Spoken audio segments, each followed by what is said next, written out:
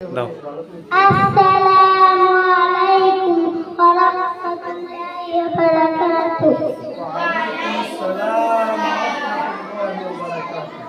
এক নাম্বার হাদিস শরীফ আখলিসিনা কায়াসিকাল আমালুল খালিস। হাদিস শরীফের তোমার ইমানকে কাটি করো অল্প আমলি নাজাতের জন্য যথেষ্ট হইবে।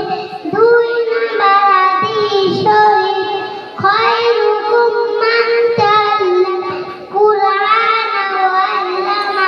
হাদিস শরীফের অর্থ তোমাদের মধ্যে সর্বাপেক্ষা ছোট ব্যক্তি হইতে আমার